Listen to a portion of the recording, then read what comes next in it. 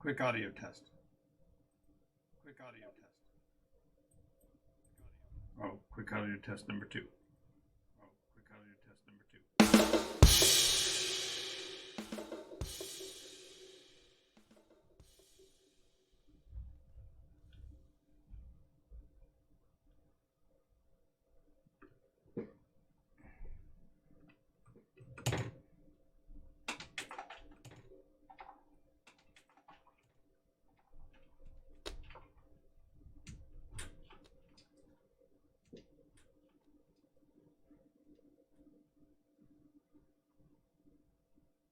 Alrighty. Welcome. This is Jonathan Albin. It is 11 p.m. and this is Game Master Soapbox. This is from the NycosRPG channel on Twitch, and also will be on NycosRPG on YouTube after we finish airing tonight. Today we have a docket as always. My listed topics are here. I'm changing the order a little bit. I'm going to put the rant last because if I have other people that are online and want to talk about the rant, that's probably the best place for that to be. So today we're going to be talking about building continuity into a campaign and how to maintain and perhaps improve player retention. Second thing we're going to talk about is times and half a time, how to deal with issues of temporicity and things that occur and when they occur inside of a game. Then we're going to talk about roleplay roulette, and I believe it's the new old way to play, and I'll be going into the details on how roleplay roulette works. And if I mess with my earbuds, I apologize. They're getting used to them again. Then the next thing we're talking about is whatever happened to human imagination. I do believe that there is almost a concerted effort to stifle or restrict human imagination and the utilization of our capabilities and, if you will, our God-given rights or God-given ability to think independently and such. Then we're going to talk about, ironically, collective decision-making and how that tends to be specifically what people expect in role-play games and the positives and negatives of that. And then finally, I'm going to talk about my rant for today is going to be on the need for player and storyteller fulfillment and how those are often at odds with each other, and I'll get to the rant when I get there. But as usual, each of these segments is going to run about 10 minutes, and I'm going to do a 30-second or so break between them so that I can differentiate them when it comes to my recordings, because my intention is to break each of these into separate segments so then we can mix and match and sort them by category later and build up a pattern for adding new information while also being able to repeat some of the older segments. So, before we get started, I need to perhaps again mention who I am and what this channel is about. I am Jonathan Albin. I am the designer of the NycosRPG system, and that has a lot of moving parts, and we've gone over a few of them already in previous episodes. So if you haven't got a chance, make sure you check out the podcast, which is being put out through YouTube currently, and you can pick up the podcast. All of the episodes so far are already uploaded onto that. They are numbered, so it makes it easier to find things in terms of that, and then later I'll be adding an index as well. So, let's talk about the first topic here, which is player retention. One of the conversations that I have with game masters, especially new ones, is how do you keep players coming back week over week? How do you give them a reason to come back? And there are several ways of doing this, and some are easy and smooth, and some of them are rougher, so we'll try to cover the gamut. Player retention is kind of important because if you're building a story in a role-play environment, generally speaking, if you're a storyteller who has a theme and a story you're trying to portray, then the mechanism for retention is the story itself. If you have a message that goes through the story as a through line, then the players can pick up on the one or more of them that you have operating, and then each one of them acts as a thread. One of the biggest benefits of having multiple threads is that different people catch on to different continuity threads for their own reasons. Some are on a growth thread where they simply are wanting to advance through the levels of a game, and they're trying to advance on a score sheet kind of way. They want to see advancement, they want to see progress on an ongoing basis every week, and so therefore if there's a way to retain them, one of them is for the storyteller to be the gatekeeper of that. And historically, that has been the model for virtually every role-play game out there, especially the ones that have any longevity. They have to have some form of scalar advancement that the storyteller can control. The Dungeons & Dragons model has always been based on experience points and the process of gaining experience points, while originally was quite arcane and specific. And other warriors had a track of their own, and rogues would have a track of their own, spellcasters and so on. But the challenge with a retention system that's based on that is that the rate of increase tends to be either so literal as to make it so that a character who is aggressively active in a game and dominates the time tends to be the one who advances the fastest, because they simply do more in the same amount of time that someone else. And usually these are also the players who tend to be more progress driven than they are story driven, and so you end up with higher level characters who have an agenda of advancement that are driving the story for a group that may include people on different continuity tracks. They want to hear a story, or they want to watch a country develop, or they want to watch a process of technology advances, or whatever their trigger is. A challenge, therefore, is that if you favor one form of mechanistic advancement over another, you end up trending to have players that are running down a track at full speed, that are driving the story, driving the adventure expansion, because they're choosing to advance themselves over the collective story. And we'll go more into that on a later basis. I've already kind of hit on that, but just realize that player retention, if you do it through a graduated scoring system and whatever, then you end up with one challenge, and that is the advancement of one character over others in the same group. If, on the other hand, let's say you decide to I'll do some real quick here.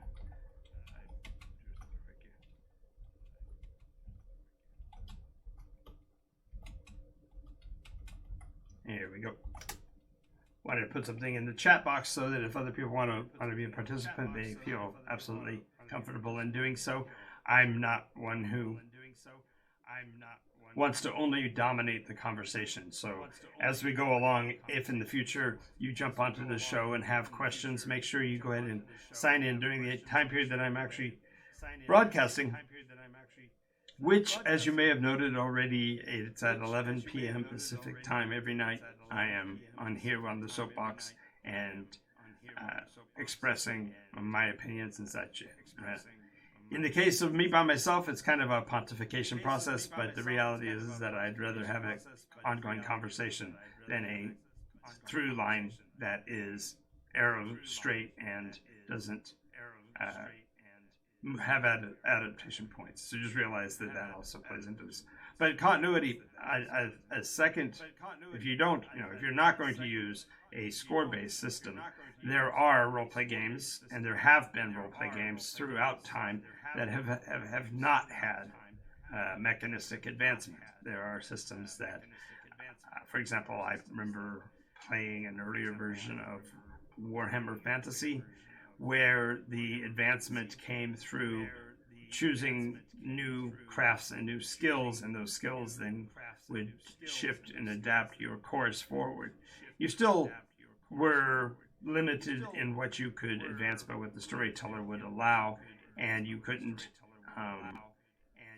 run off willy-nilly. You had to stay within the framework or whatever, but it was far, far more open. But the challenge with those is that they do not scratch that itch of advancement that players think they want. There isn't the clear progress, even in a microcosmic way, of the player over time. Instead, it's radical, drastic change, like choosing new classes and new experiences and whatever, and forcing the advancement to be more capricious, more arbitrary, and certainly not as controlled. And that's, of course, problematic as well, because the continuity vanishes for the score-based advancer. So if you look at that mechanism, then you're naturally setting up to have players not stay with the game because they don't see the progress or they don't experience the progress. Mainly because they're only following that score point trigger mechanism that we've gotten used to through. I think it's a combination of things, but generally speaking, it's the concept of almost looking at any game as a score-based game. So it isn't necessarily the message of the story. It's not the developing of the themes of the story. It's the advancement of the character, advancement of the power, I guess you'd say, within the characters that grows. And that's what people are itching for. But that form of continuity advancement has its problems, which I've already mentioned. But if you look at the other forms and possibilities for player retention, now you've got to look at something else. First of all, you have to have a story that's compelling. If your story is, we're going to get together, roll some dice, kill some monsters, yeah, you could be playing anything from the most sophisticated roleplay game or the most open roleplay game and still have that forced advancement issue. So if you are playing along with that kind of a continuity, then it makes it difficult for the player to want to stay week over week if it isn't moving down that track. So the next thing you can look at for continuity, of course, is to have every session be its own thing and just entice them to always come to see what's new each week. And this is a familiar mechanism within even standard roleplay games, and that is the concept of the one-shot, where I'm running the game, you're coming to play, we're going to have a fun experience, but next week's experience isn't going to be the same, but you're looking for that same jolt of newness. And there are reasons for that as well. There are reasons why players want to play in that continuity. I have a very good friend. As a matter of fact, I've had him on the show before. His name's Scott Crandall, and I love the guy to death, but he is constantly battling between elements. In other words, at some points he wants to advance a story, and then other times he feels that the story becomes too much of a burden and he wants to try something new. I've had conversations with people like this, and they tend to move from storyteller to storyteller, from game master to game master, from game mechanics structure to game mechanics structure, simply for the experience of trying them all. And there's absolutely nothing wrong with that, but it does harm you as a storyteller if you are trying to build continuity to have players that have that structure. Conversely, if you are doing one-shots, you have a much harder time week over week keeping people playing in the game that you're running because they're off chasing yet another type of game or another mechanic or another, and that's an itch they have, and that's okay too. But then again, what can you do? So I know that we're cranking through time pretty quickly, so to get to the end of this one, all I can simply say is that the mechanism of NycosRPG and the style of game that I run is I build the story such that the players are integral parts of what the future of the game is. And so therefore there is a desire not only to follow the progress as you're going through it, but also to consider what kind of actions, what kind of decisions that you make as a character will change the way the world works. And this is really, I think, a key element to the success I've had with a number of campaigns that I've run, is that players get to thinking about what the world will be like when they're no longer playing, and they want to see those changes. They want to experience a shift in the world based on them. And I'll tell you, one of the reasons why that's very effective is that our world, the world we live in right now, it is nigh unto impossible for an individual to change his world on a day-to-day basis, because as we try to change the world, all of the people that we work with, all of the souls that we come interacting with, all of them are simply on their own paths, and what we want to change has very little effect. I mean, for example, if you are working as an hourly employee anywhere, the agenda of the company you work for is going to have precedence over your personal decisions. Even if your personal decisions would be helpful to the organization or would make the world a better place, it would be downplayed because you have to meet with the objectives of the company. And honestly, most people who have, when a person endeavors stridently to change the world, they find that the world pushes back, because the world and the people we are all working with and all working around are also stuck, if you will, on a treadmill of the world as it is. And we don't want to see that change because there are so many benefits to the constancy that we already have. So, in finality on the player retention angle, I have found that the way to retain a player is to give them a world wherein what they do really matters. There are going to be changes to the continuum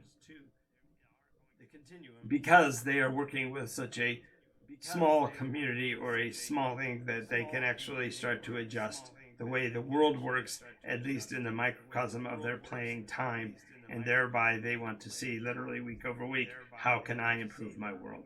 And we all want to see that change. And a fantasy roleplay game is ultimately one of the best places to do that, because in a fantasy setting, fantasies are what we make them out to be. So come to play in the world of Nykos, and you can change the world literally week over week. So there we go. Now, I happen to have used a quote here. Many of you are familiar with the concept of the prophecies of the Bible, and one of them in there talks about how much time is going to pass, and it talks about time, times, and half a time, and people will argue, well, that's 1,000 plus 2,000 plus half of 1,000, so 3,500 years or whatever.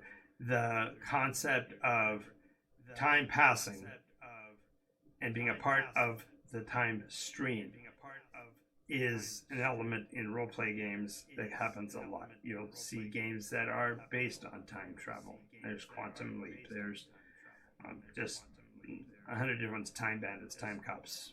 There's a lot of different types of elements. Back to the Future, even the newest Marvel series, well, not the newest now. The what was it? Phase 3 ended with a concept of time travel to go back and fix issues in the past, and to allow for a progress forward from what appeared to be the end of time.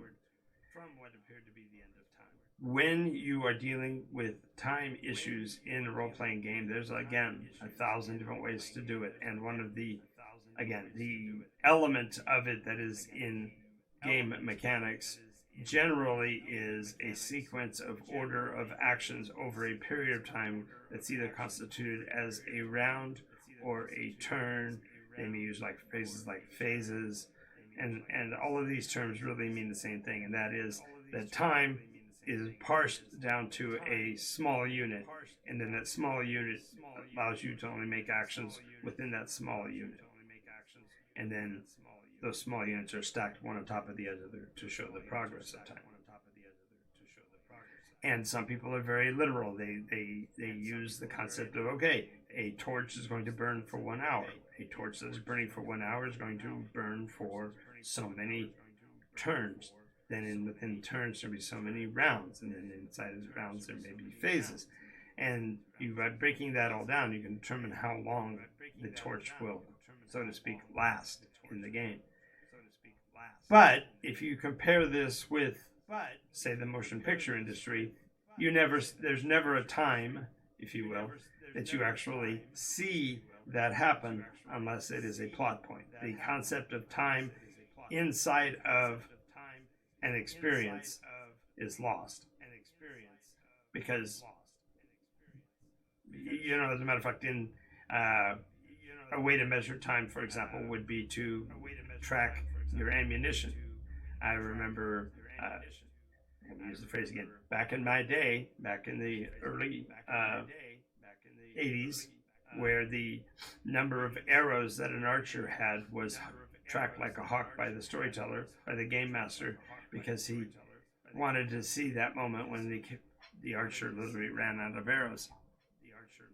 Now there's a built-in fallacy, because generally speaking, the amount of arrows you can carry in a quiver, because of the element of Dungeons and Dragons, that does the roll for initiative, each phase is so long and each number of turns is so long, there's not a mechanism that will ever cause a player to run out of arrows, because the amount of turns that would have to pass in a game for that to happen would be longer than the roleplay session itself. So yeah, ammunition is a way, but it's not an effective way. And if you do it on the sources of light, well, if you have an electric light, a torch, a flashlight, your amount of time is virtually forever in terms of how long your light source will last and such. So on the micro scale, time becomes irrelevant and not even really traceable, not even trackable, and not very realistic to pursue. If you look at time in the larger scale, generally speaking, people do the things you would do during a regular day. They figure out what time you wake up in the morning, what kind of actions you take in the first part of your day, when do you stop for some form of consuming, and even with that, then the consumption, the time it takes to eat food, to take on rations, to drink down some water, these things are all absolutely minuscule. I don't know anybody that on a minute-by-minute basis does this, unless you're playing literally in a survival game. And the survival games tend to have to artificially put pressure on you to respond, to show the passage of time. Many games, for example, don't show a day in the life as a physical day. They determine a day would take so many hours or so many minutes, and then at the different appropriate times, your little gauges on the video games will start to mark down. Or if the GM is really particularly precise and detailed about it, he may remind you that you haven't taken on any water for a while. And there are rules in role-play games, even in Dungeons and Dragons. There are rules for encumbrance and fatigue, but almost all of those fall off into a mere hand wave, because the storyteller doesn't want to be bothered with it, and it's relatively irrelevant. As a matter of fact, I've seen game sessions where it might be even three or four sessions in a row before the game master happens to say, "Oh, by the way, how much water do you have left?" And no one's going to be able to track. Oh, well, if I assume a liter of water, 2 liters of water per day, then my flask has this much in, therefore my canteen has this much in, therefore this should take me this. Nobody does that. So a lot of the physical things that we think of as taking time in our world don't take any time in a role-play environment.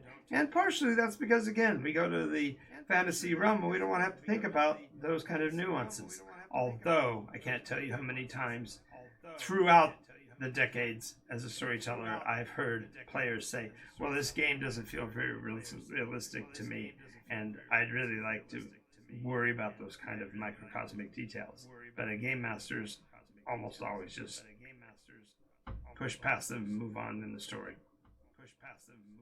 So the final thing about time is the expenditure of time in advancement. I have a young lady who plays with me on a regular basis. I say young lady, and she's, I believe, 78 years old now. And one of the things that she did is during one of my campaigns, the actual campaign she was in was almost 3 years advanced when she reached the equivalent of Paragon level. She reached a high level in the game, and she says, "That's funny. I'm only 17." And it's like, time has passed in games, so wouldn't you be at least that much time older? She's, "I've been tracking it every week, and I know how long we've been playing, and it's been this many weeks, and therefore this many weeks equals this many days, and therefore I'm only this many old." From a fantasy setting, okay. Again, I've got a friend of mine. I'm going to go ahead and quote him with it, and I'm going to appropriate the term immediately because Kevin's a great guy. So, Kevin, this is for you. There is a big dose of a undisclosed material that operates in Nikos all the time, and that is handwavium. You just sprinkle some handwavium on there, and those things just go away. So, time times half a time, we don't take the time to follow time appropriately, and so therefore you shouldn't burden yourself with worrying about time within a game. Just play what you want to play and draw to the point, draw to the surface that which you want to include about time. In the world of Nikos, for example, in the 7th iteration, there were temporal storms that would allow you to pop back to different iterations and experience the things that had happened in the past to learn about them. Specifically because there were no written documents, that's a whole different issue. But the idea is that time no longer became a matter of specifics, but it was a matter of convenience and also a matter of a nice mental game of exactly when you are as well as where you are. So I'm not going to waste any more time on that subject. Okay, so how many of you, when you were kids, I'd like to see a raise of hands here. Well, since it's only me, it's going to be one hand in the air. How many of us played games when we were in school? Of course. We played games. We played all kinds of nonsense games. Red light, green light, I mentioned the other day. Hide and go seek. Cops and robbers. Dare I say, an old one that was now no longer in favor, but back then was a big thing because it was on television, Cowboys and Indians. Now, my apologies to the Native American population. I was not here at that time, and I would like to think that I wouldn't do the horrible things that happened to the different groups at the time. But that concept of adversarial nature, even if it was one that was put forward through the learning process and whatever the TV and motion picture industry. These are all things that we emulate. When I was a kid, one of the things I loved to do is we used to play Rat Patrol. And I don't know anything about North Africa, and I never had a Jeep, and I certainly didn't fire a 30 cal out of the back of my moving Jeep like that show did. But I remember riding my bicycle and feeling like I was on board one of those Jeeps at the time. But running around playing Rat Patrol and shooting at the always ubiquitous and easily identifiable enemies in the Nazis, that was a great time to be had by all. And sometimes it was collaborative play where we were all on the same side and all of us were shooting at the Germans, and sometimes people would pick sides in the cops and robbers. Of course, wasn't necessarily modern robbers at the time. It was the glorified 1920s elegant gangsters and style and wearing spats and all that really fancy stuff was going on in our heads. That form of play is an ancient way to play, and it really is an emulative process that kids today in certain elements don't get the chance. Conversely, there are some that do get to, and I would say that in many cases the video games marketplace has been where many of these have retreated to for their old way of playing. You can, in certain video games, you can, hunt down the barbarians, or you can shoot the Germans or whatever. These, in fact, my World of Tanks, drive around in World War II pieces, yeah. But roleplay roulette is a new way to do that, and I mention it because every third Saturday at Board Games Paradise, which is the store that is my sponsor. That's the logo right down there. Point in the right direction. I always have to figure it higher. Here we go. Up here. Here we go.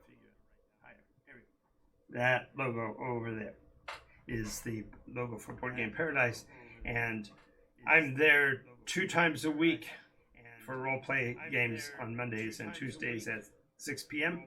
And I also, once a month on Saturdays, third Saturday of the month, I run role-play roulette. Now, what is role-play roulette, you ask? Well, there's a really nice little program. If you get a chance to find it, I'm going to put a link in the notes below and also on the YouTube channel. The Wheel Decide, WHEELDECIDE. Wheel Decide has a nice little spin wheel, like the old rotary boards that were on TV shows. Let's Make a Deal has one still. But the idea of the role play roulette is that you spin the wheel, and whatever it clicks on is what you decide. So in role play roulette, we have 24 different genres. This is motion picture, TV, fantasy, whatever. These are all different genres that we can play. And each person in a role play roulette game picks an archetype from that framework. And maybe they're all are playing detectives, but somebody, if you're playing a 1920s era game, maybe you're the gangster, maybe you're the mall, maybe you're the stool pigeon, maybe you're the police officer that's corrupt, maybe you're the police officer that's an untouchable. The whole point is that in the role-play roulette, you pick that archetype, and for the duration of the game, 2 to 4 hours, we play through a series of scenes in a one-shot game, which I mentioned earlier, callback. But in role-play roulette, it's always a one-shot game. We play through it. There's no character sheet. There's no need for a pencil. There's no need for dice. It's simply players make decisions and the storyteller resolves them. And it's an old way to play because you get to be what you want to be in the story. And that's the old way to play because the story is something that gets made up between the storyteller and the players. But ultimately, it's different because there is an adjudicator. I always do the comparison of 2 kids that are playing shootout, and 2 of them are on opposite sides, and they're going, bang, bang, I shot you. No, you didn't, you missed.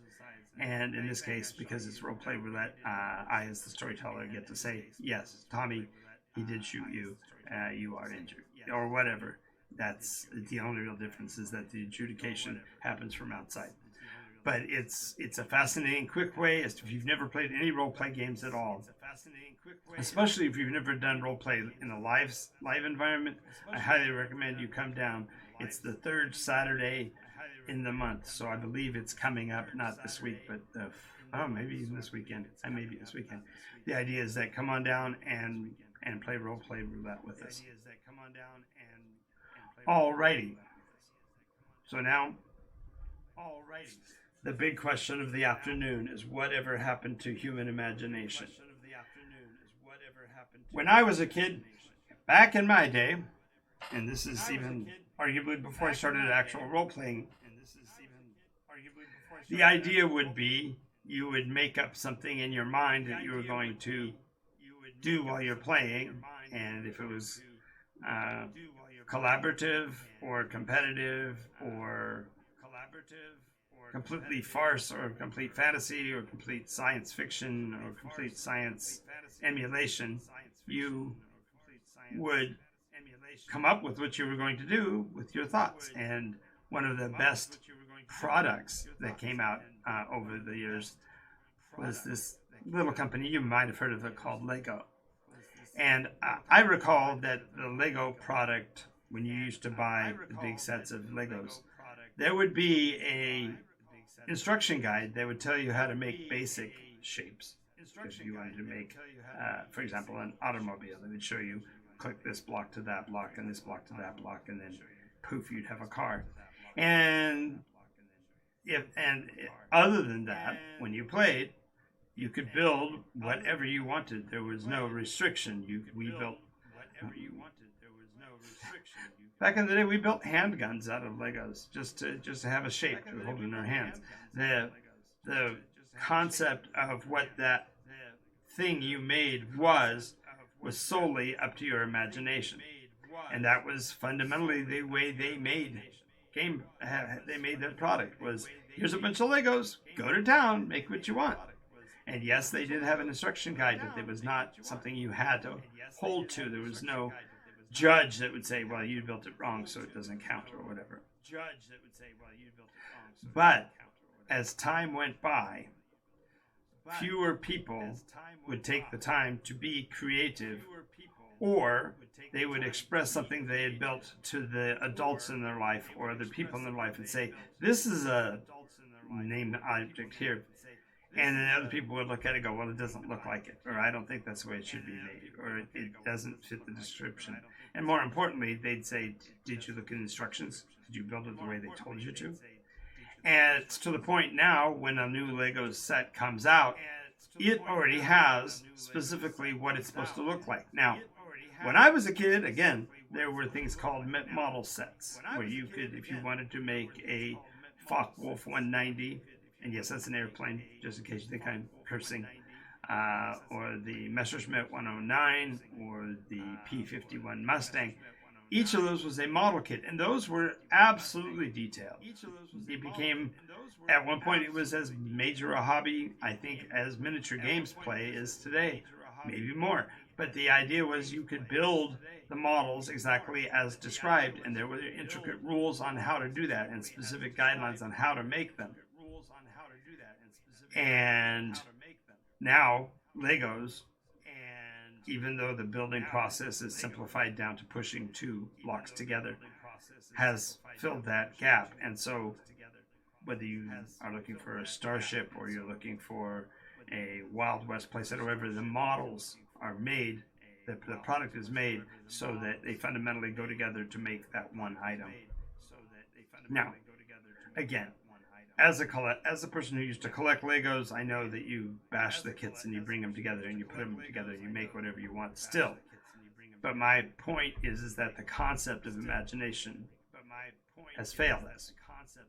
We realized, the marketing people realized, that if we make something and then we provide an opportunity to buy that item or things that we can use to represent that item that are as close to what that item really looks like, we can brand them and we can make a specific property, and with a proper license we can make a piece of the action and give some to the people who were the creative in the process, but we eliminate in the process the individual imagination of the guy who's actually building the Legos. He's supposed to build what he's been given instructions to build. Well, that's only one microcosmic example. I believe that our culture has also told people there's nothing new under the sun. There is no new development that we can make on our own that isn't mapping of something else. There's nothing that can be created that's an imaginative thing. And that, to me, this is a great disservice. Not only is it a great disservice to the people who do have a creative bent, but it's also a disservice to those that have not developed it, because it shuts down the capacity and says you can't.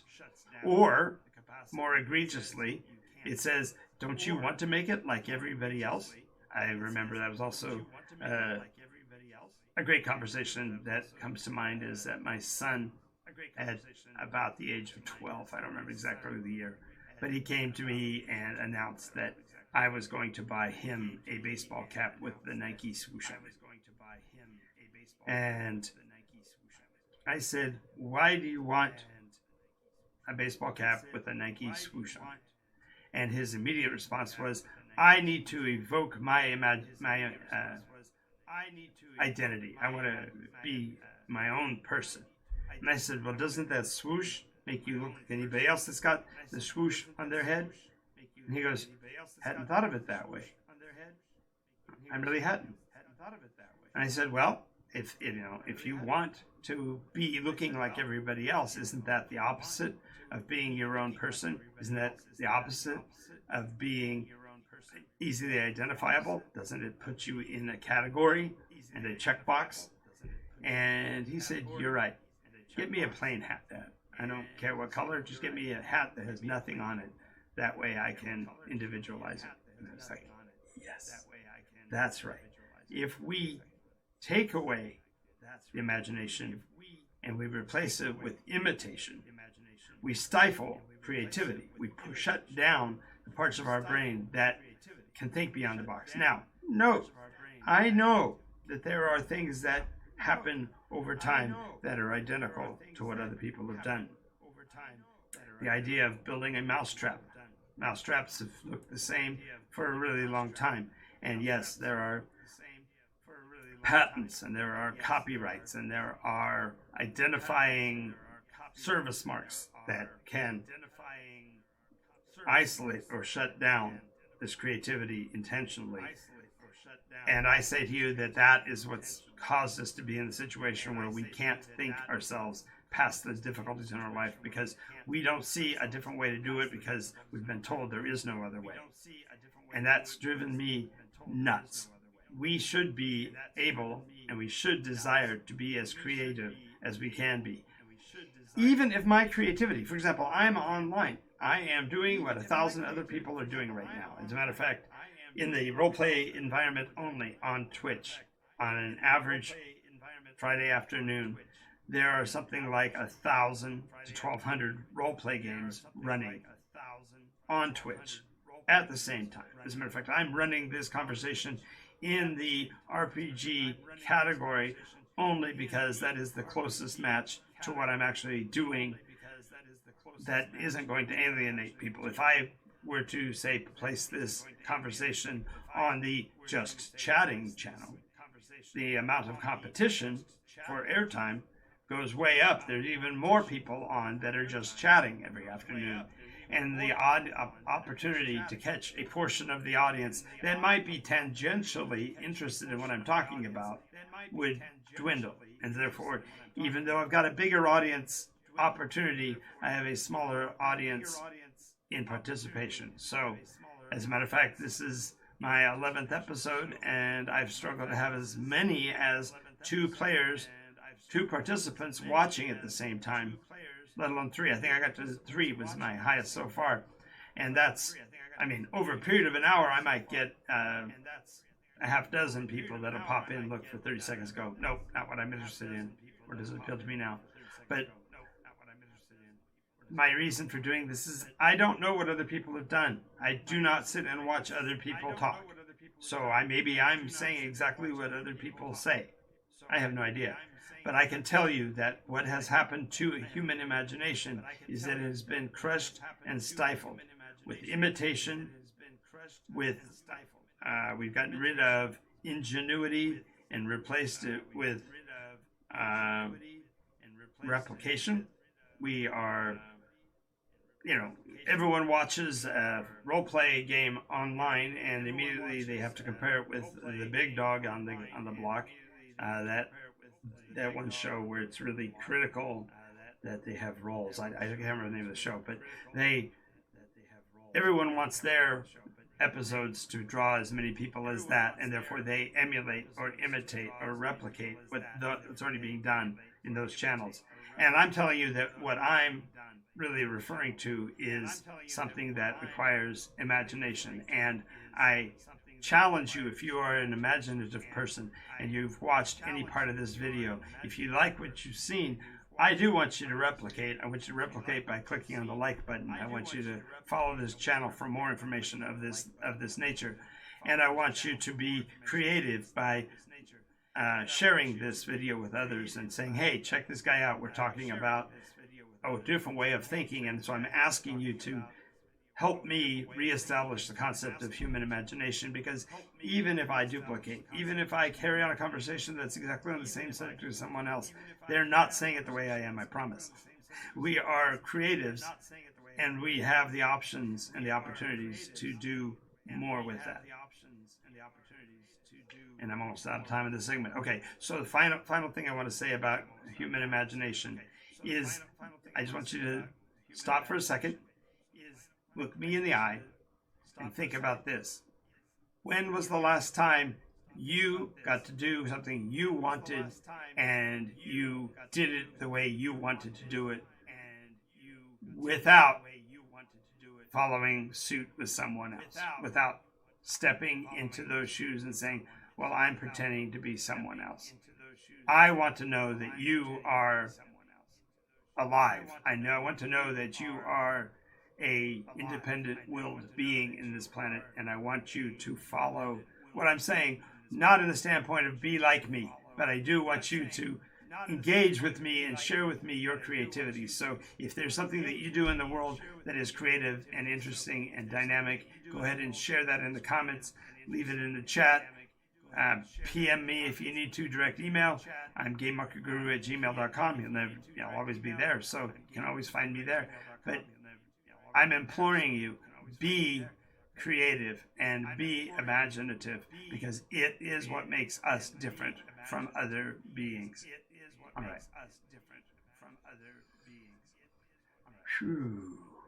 Okay. Now I'm going to completely switch gears, and we're going to talk about collective decision making. I was married for 23 years, and arguably my marriage ended sometime before that because I'm not going to do that. I was married for 23 years, and in that 23 years, the greatest conversation, or the most common conversation, was always, what do you want for dinner? I don't know. What do you want for dinner? I don't care. What do you want? Collective decision making is a problem in that decisions are independent actions brought upon us by individual thought. So, one of the things I've learned recently is that instead of asking the question, what do you want for dinner? I instead say, hey, I'm thinking pizza. Or, there's a nice deal at the taco place. Why don't we go there? Because that way, at least a decision has been made, and it can be altered. You can discuss it. But this leads to the very point of collective decision making. If you are in an adventuring group and a situation has brought the action to a lull, a quiet moment, the concept of the decision making process collectively gets to be a problem, because players don't even necessarily know what they want, but they do know what they don't want, and therefore they will go into the conversation adversarially by saying, well, I don't want this and I don't want that. I think we should do this and da, da, da. And since they're waiting for a collective agreement, that's a problem. So there are a bunch of different ways to handle decision making in a game. One is to, one man, one vote. Yeah, go ahead. I say one man, and now we'll get hate mail. Let me clarify: one person. And as a matter of fact, I heard somebody say can't use person because the word son is in there. That's also masculine. So, matter of fact, I saw in an article one time a person arguing that it should be purits. I should be a purit, and if you're of the female gender, then you are a woe purit. Because you're not a woman, because so you can't be a woe. You can't be a woman, and you can't be a woe person, because person's also got son in it, so therefore you have to be a wopurit. So men and purits and wopurits, I welcome you to the Nycos Soapbox. And that isn't even my rant right now. My rant was coming up in a minute, but the concept of decision making can be handled a bunch of different ways. One of which was originally in the rules for Dungeons and Dragons. Back in my day, when the game first came out, you actually appointed someone who would be the caller. And that person basically rounded up the ideas of the players and made a plan and expressed that to the storyteller, who then merged that plan in with what he had in his plan, and the two interacted in that way.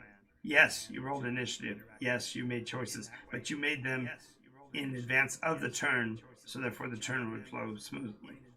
In today's world, of course, the initiative roll becomes everything, because the order in which things happen gets tied to the die roll, and therefore people then go lockstep, which goes back to the uniformity and the simple consistency, which is not how time works anyway. But that makes it, from a play standpoint, more coherent. At least that way you could physically almost sit in the right order and say you and you and then you and then you.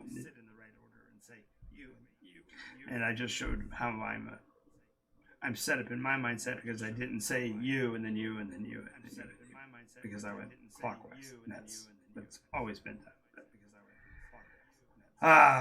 That's the fun. So the third way to deal with collective decision making is to have blind votes, where you announce the action, the scene in the room, and the players write down their decisions and they turn them in the order in which they wrote them down and turn them in is when they happened. So somebody who, I'm just going to stand here, and just wrote stand here on a piece of paper, they could turn it in fast and they'd go first and then get out of the way.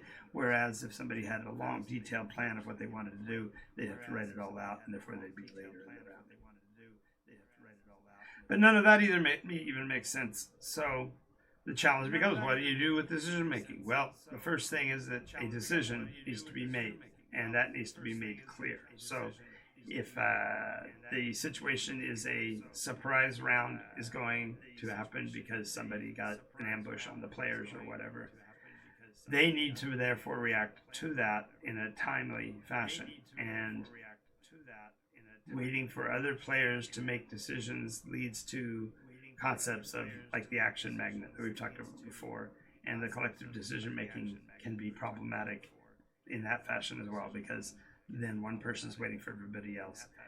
Conversely, this process of collective decision making does lock people into an action, and that also feels confining or arbitrary in the other direction. So the reality is that it's a mixed bag, and so to me, collective decision making needs to be stated as a decision that must be made, and get an up-down on making the decision, and then move forward. So, for example, we're all going adventuring, we're all going on horseback. Great.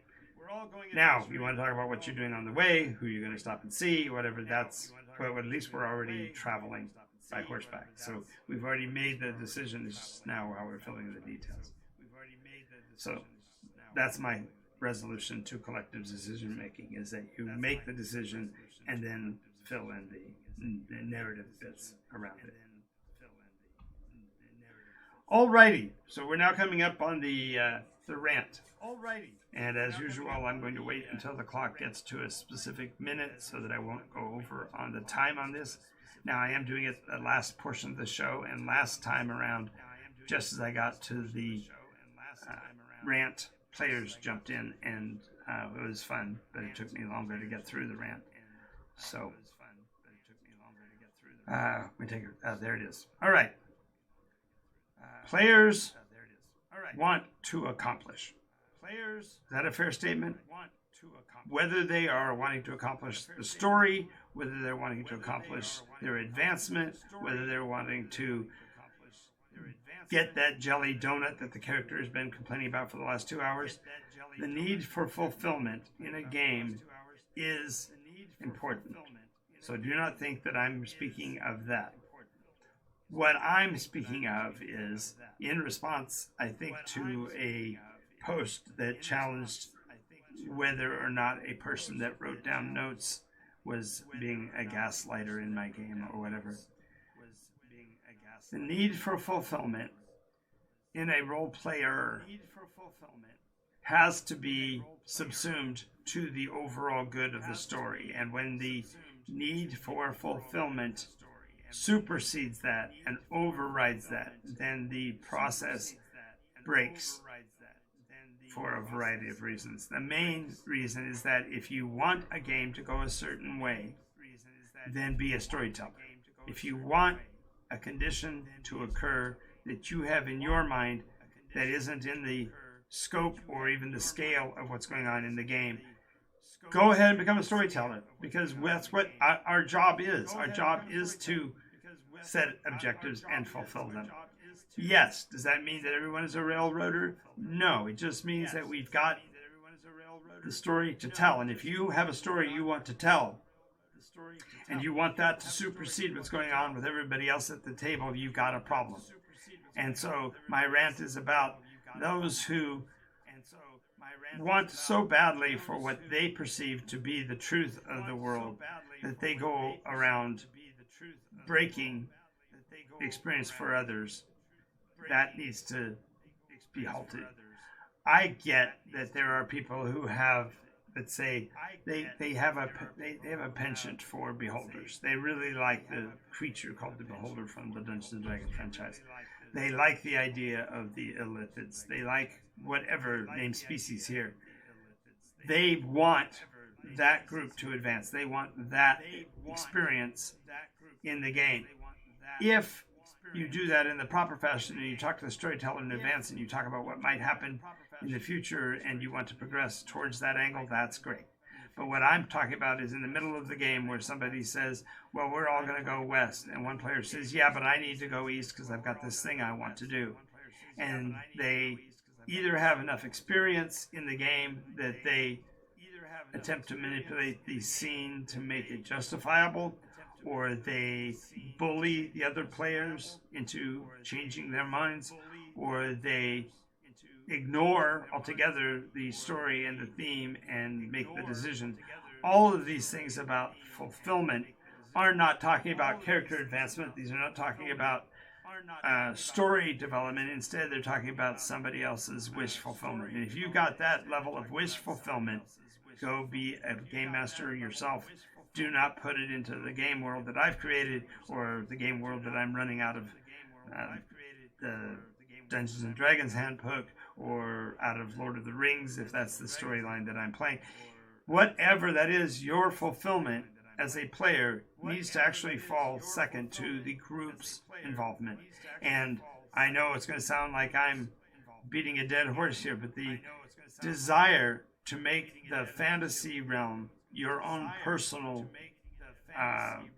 wishing pool needs to maybe take a back seat to what the overall story is and what the play experience wants to be. And so therefore reach out and be a part of the collective.